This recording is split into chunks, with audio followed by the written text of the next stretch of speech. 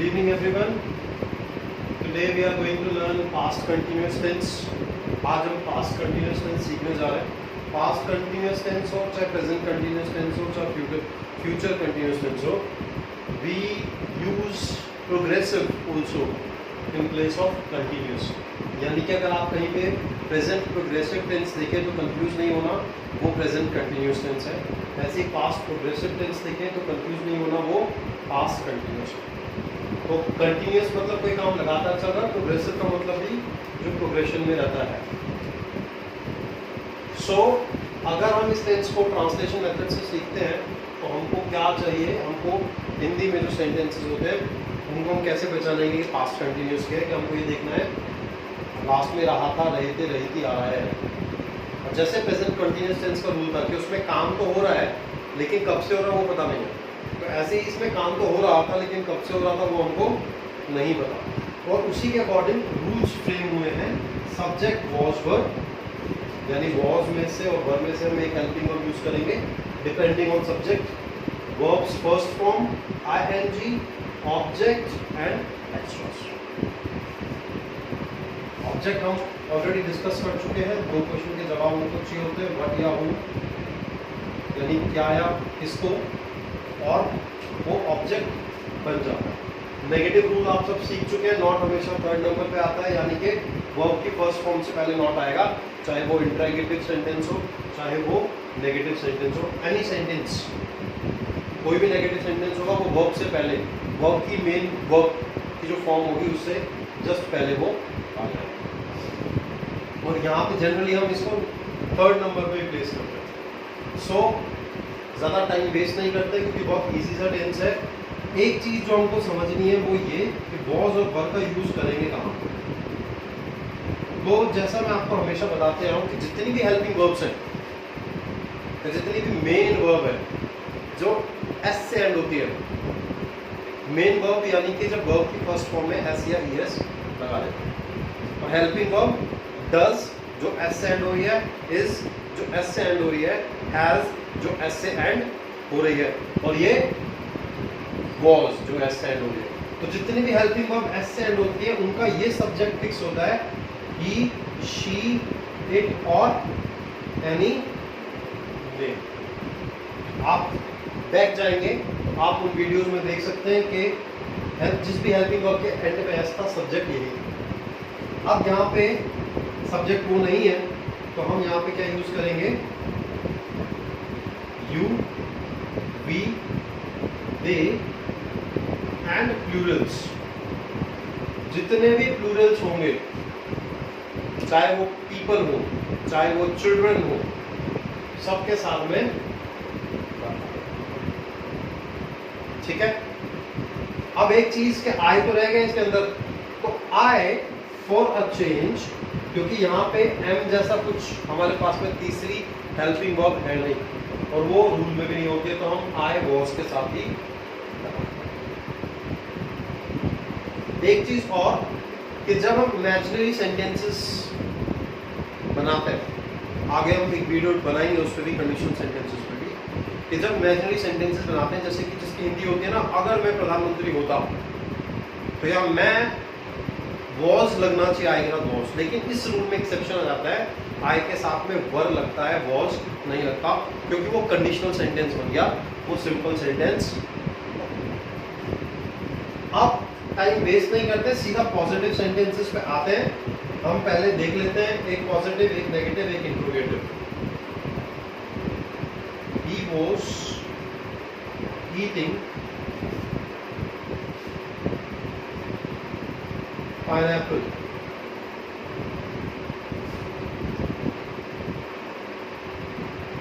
I was trying to become a photographer. तो ये बताओ कि जो मैंने सर्ड वर्ड को फोटोग्राफर बोला है, क्या प्रोनाउंसिएशन सही है? फोटोग्राफर, ये जो वर्ड होता है ये इंग्लिश वर्ड नहीं है, ओ सॉरी हिंदी वर्ड नहीं है जिसको हम एज इट इज बोल देंगे. ये वर्ड की प्रोनाउंसिएशन थोड़ी सी अलग है. It's photographer. It is photographer. ठीक है, तो I was trying to become a photographer. तो आपको ये ध्यान रखना है कि इसकी प्रोनाउंसिएशन अलग है, जानबूझ के वर्ड अलग है। अच्छा, अगर इसको नेगेटिव बनाएंगे तो हम नॉट यहाँ पे लगा देंगे, I was not trying to become a photographer. They were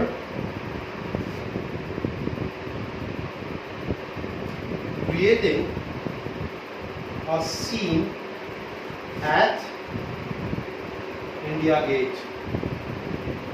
वो इंडिया गेट पे एक सीन क्रिएट कर रहे थे। ठीक है, तो ये हमारा पॉजिटिव, ये हमारा नेगेटिव, ये अगेन पॉजिटिव। अब हम इंट्रोगेटिव पे आ जाते हैं। इंट्रोगेटिव जो यस नो में एंड होंगे क्वेश्चंस, जैसे was he a good lawyer. Sorry, ये स्टेटमेंट आ जाएगी, हमको चाहिए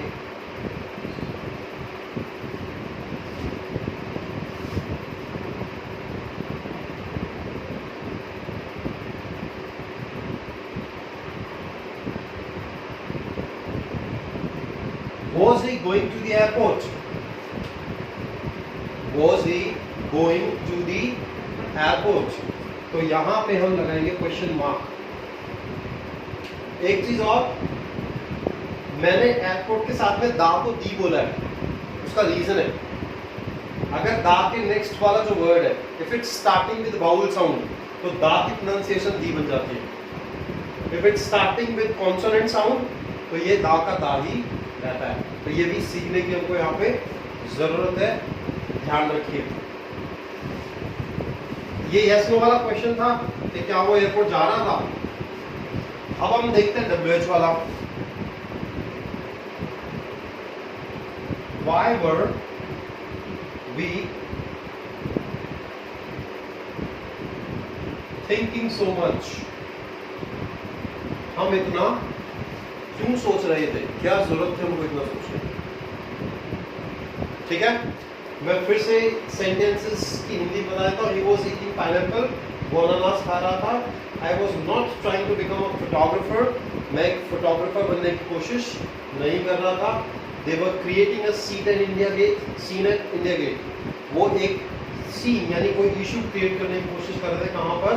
इंडिया गेट पर। Was it going to the airport, क्या वो एयरपोर्ट जा रहा था। Why were we thinking so much? हम इतना क्यों सोच रहे थे। तो ये थे सिर्फ इंग्लिश वाले सेंटेंसेस। अब हम लेते हैं ट्रांसलेशन वाले।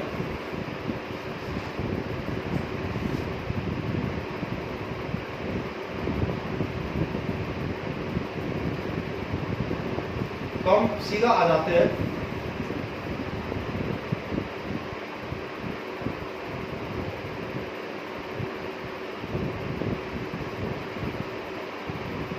तुम किससे बात कर रहे थे। ऑब्वियसली ये क्वेश्चन वाला सेंटेंस है, क्वेश्चन पूछा जा रहा है, लेकिन इस क्वेश्चन का जवाब क्या यस नो में दे सकते हैं? नहीं दे सकते। इसीलिए हम क्या करेंगे, हम जो क्वेश्चन पूछा गया उसको आगे रख देंगे इंग्लिश में। किससे की इंग्लिश होती है? To whom. और तुम की इंग्लिश होती है यू, और यू के साथ हम लगाते हैं वर्ड।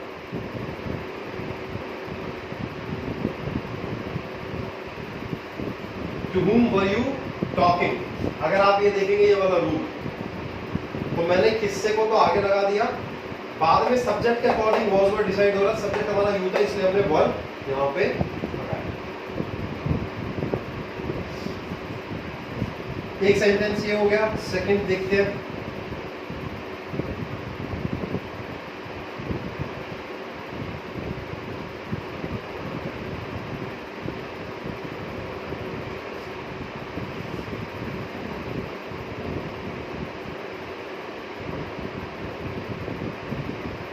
वह राजेश को खाना खिला रहा था। खाना खिलाने को क्या बोलते हैं? फीड। सो ही के साथ लगाएंगे वॉज, फीड में लगेगा ing, ही वॉज फीडिंग। क्या खिला रहा था वो? फूड। किसको खिला रहा था? राजेश।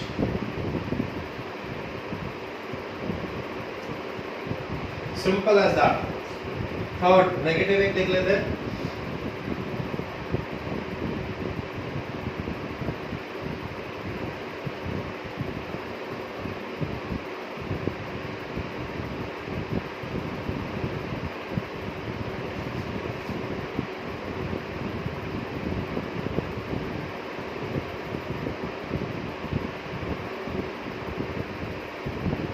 मैं टीवी ज्यादा नहीं देख रहा था या ज्यादा टीवी नहीं देख रहा था,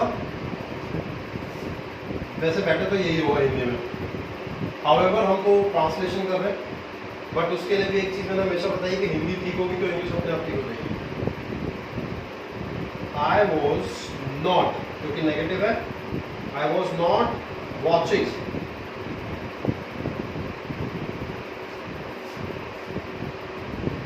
टीवी too much।